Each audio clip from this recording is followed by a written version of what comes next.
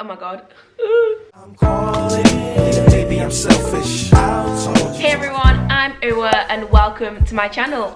So if you're new here, it'd be great for you to stick around. I've just finished my first year of medical school at the University of Nottingham, and this video is another video for my university series where I'm giving you lots of advice based on my first year of uni. If you enjoyed this video, please remember to leave it a like and subscribe. Also turn on post notifications so you don't miss out on one of my uploads, and you especially don't miss out on the rest of the videos in this series. I'm going to be giving you some advice on living out and living with other people. For a lot of you, this will be the first time that you're living with people who aren't your family. When I moved out last year, there were just a lot of things which took me by surprise. So you've probably heard this a million times, and honestly it cannot be said enough. Before you actually even move out, you're going to want to join Facebook group chats. These are going to be the freshest ones for your specific university, but also of course accommodation ones, and then your WhatsApp ones, because it's going to help you make friends and just stay in the loop with what's going on and where you're going to be living. And also during freshest week and like your first few nights, everyone is having like flat parties, and they let you know about these through the chats, so you definitely don't want to miss out on those. Second thing is to learn to cook. People would always say that you don't eat well at university, but I actually think that I ate a lot better at university than I did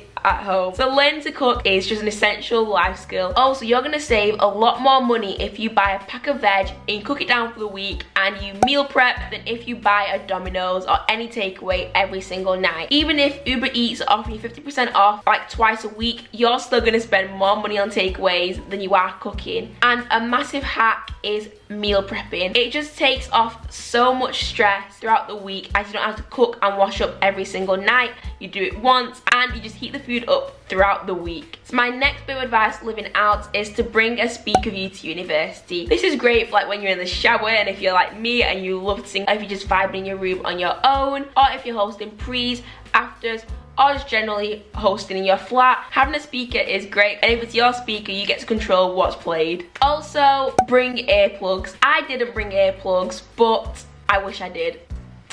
When you're living out at uni, everyone is going to have different personalities, and also everyone's going to have different ways they're used to living. Some people are going to be messier than others. I'm telling you now, if you are the person, me, who is clean and always cleans up after themselves and likes having a clean space to cook in, you're gonna have to try your best not to be that person who cleans up after everyone else, because everyone's gonna get used to it and they're never gonna do their own things, and you're gonna be the caretaker of the flat and you're not getting paid to do that. What I recommend instead is amongst you and your flatmates, you organise some sort of rota or schedule, so people are taking the bins out regularly and doing the floors regularly, etc. But I do think the best thing is to come to some sort of mutual agreement that everyone does try the best to just tidy up after themselves and make it a nice pleasant space you all want to chill in and you all want to cook and eat in. And with that said, please don't be the flatmate who never cleans and who's just really grubby and really disgusting. So with this bit of advice, it's honestly something you want to try and avoid, and that's having the cupboard under the kitchen sink. It's just a really inconvenient location to have your stuff in,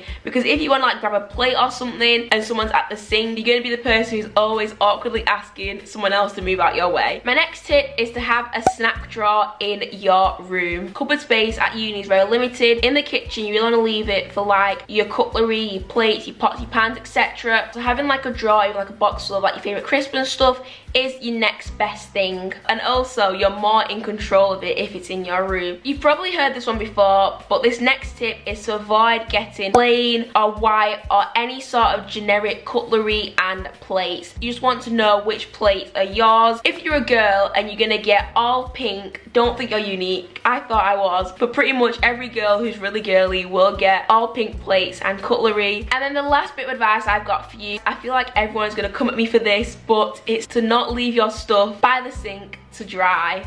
Like, it's probably nothing wrong with it, but it's just my pet peeve. I recommend instead have a dish towel and dry your stuff with them, so you just know all your stuff are always packed away, and that way no one can really just grab your plate from the side because it was there. As I said earlier, this video is part of my university advice series, and you'll find a bit more advice about living out in my things I wish I knew before starting uni video. I didn't really want to echo too much of that in this video. I hope you guys enjoyed this video. As always, if you did, please show some love and some support by hitting the like button and also hitting subscribe. Thank you so much for watching. I will see you guys in my next video.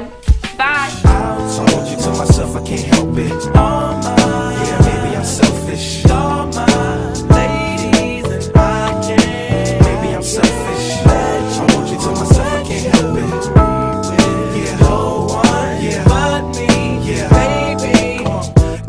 Thick chicks down in Texas, all the way to New Orleans.